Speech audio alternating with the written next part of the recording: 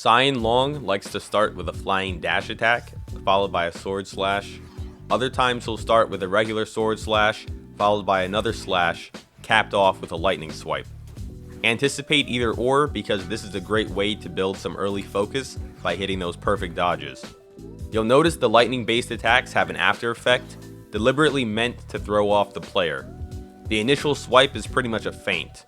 The real attack is the lightning that bursts about a second later.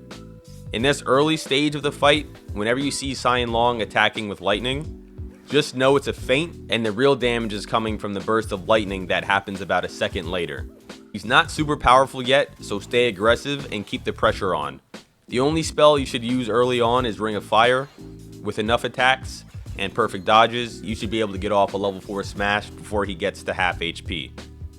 Once Cyan Loong gets to around half HP, he begins to channel Divine Lightning Energy, then enchants his weapon with lightning. At this point, he's super powerful and very dangerous. However, I discovered a nice sequence of moves to help mitigate much of that danger. First, use Cloud Step and stay hidden as long as possible before unveiling. After a few hits, use Wandering White to stun him for a bit, then transform into Azure Dust. If you've checked out my Black Long guide, we know that Azure Dust is very resistant against lightning, or in terms of Pokemon, Rock beats Electric. Also, light attacks with Azure Dust can interrupt Cyan Loong's attacks with proper timing. Once transformation ends, pop the Wind Tamer Vessel because this decreases incoming damage. Even though Cyan Loong's nature element isn't wind, the vessel will still knock him down, and the damage reduction effect will help to negate his massive damage.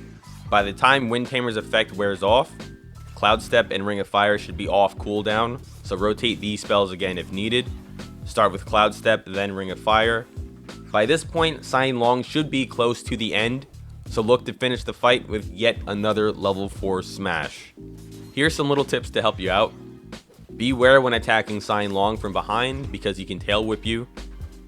Next tip is to beware that after he enchants his sword with lightning attacks will now have both an initial effect and an after effect. No more feints like early on, so keep this in mind. The last little tip I have for you is that a well-timed Ring of Fire can interrupt enemies. However, the cooldown of this spell is decently long, so use it well. I recommend about level 60 with full points into health, defense, and attack. I'd also recommend 2 to 3 points in Forbane's resistance. This is the point in the game where enemies are going to start dealing crazy elemental damage, so these resistances are going to be very important going forward. In terms of equipment, I went with the Rat Sage Staff. Take Wind Tamer. This time I went with Wandering White because his passive effect considerably increases defense. This makes it a bit easier to absorb those power shots.